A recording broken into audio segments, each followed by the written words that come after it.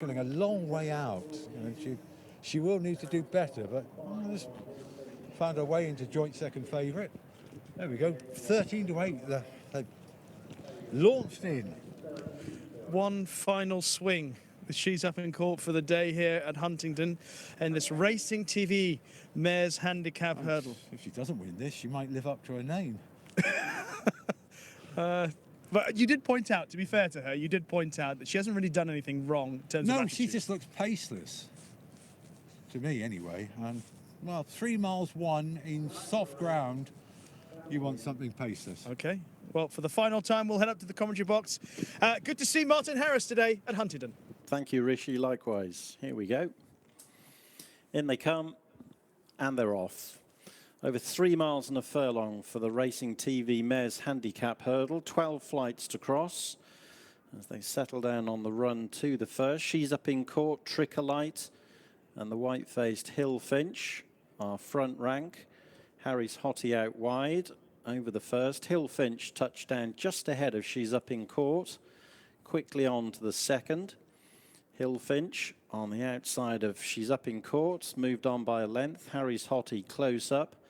Tricholite on the inside settles back in fourth. Desert Fortune and Ratuti Uti are held up in the last pair. 4 lengths cover the field with 2 full circuits ahead of them.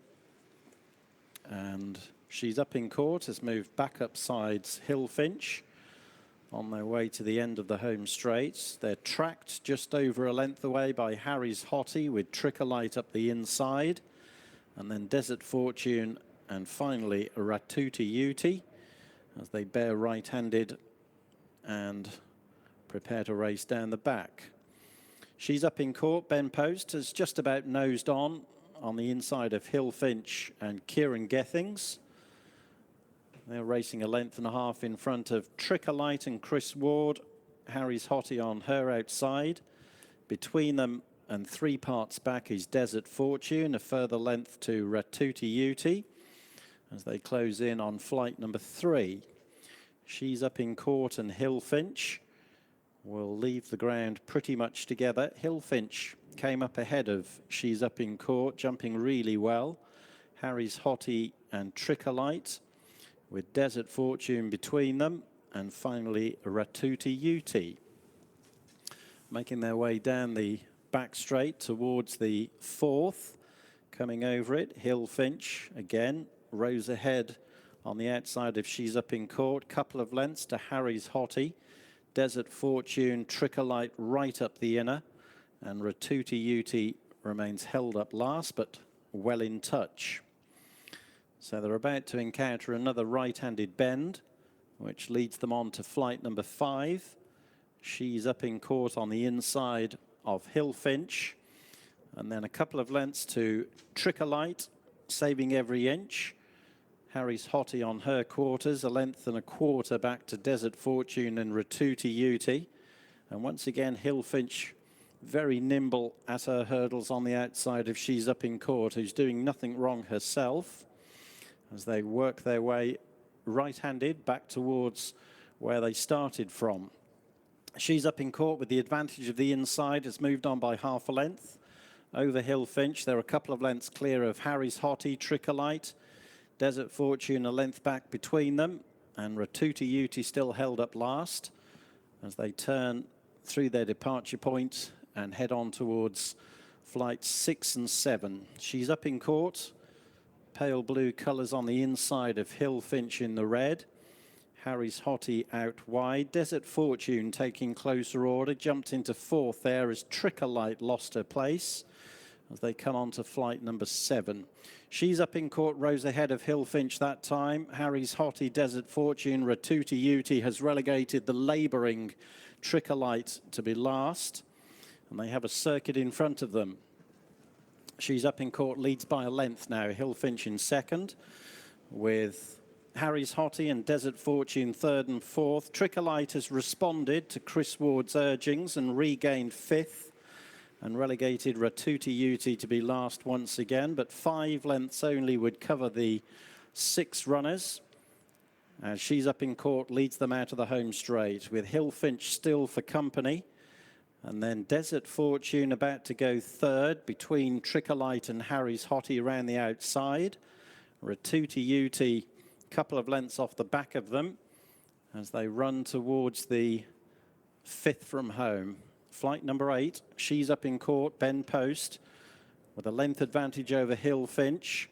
Harry's Hottie in 3rd, and then Desert Fortune, Tricholite firmly off the bridle, and about to be relegated to last once again by Ratuti Uti, over 5 out. Field beginning to thin out. Desert Fortune's coming off the bridle in 4th. As She's Up in Court leads them towards 4 out. Hill Finch is still right on terms with her. 2 or 3 lengths to Harry's Hottie. And then Desert Fortune hard at work in front of Ratuti Uti, who's become outpaced, and Tricholite is tailing off. 3 of them going clear as they run to the end of the back straight. She's Up in Court with Hill Finch still pressing her on the outside, and Harry's Hottie closing in 3rd. There's only a length and a quarter between the front 3, who've put 8 lengths between themselves and Desert Fortune. The one-paced Ratuti Uti's a further 6 lengths away, and Tricholite is well tailed off. Closing in on the 3rd from home, She's Up in Court and Hill Finch in the air together, with now 3 or 4 lengths developing to Harry's Hottie, who comes off the bridle. Desert Fortune's a long way back in 4th. The leaders are halfway around the home turn, working hard. She's Up in Court. Hill Finch just won't go away. They're back upsides as they race off the home turn. Harry's Hottie's about 6 or 7 lengths behind them in 3rd as they level for the judge. And they're a long way clear of Desert Fortune, and Ratuti Uti, and the tailed off Tricholite may well have been pulled up. Hill Finch has taken up the running on the approach to the second last, with She's Up in Court working hard to keep tabs on Hill Finch.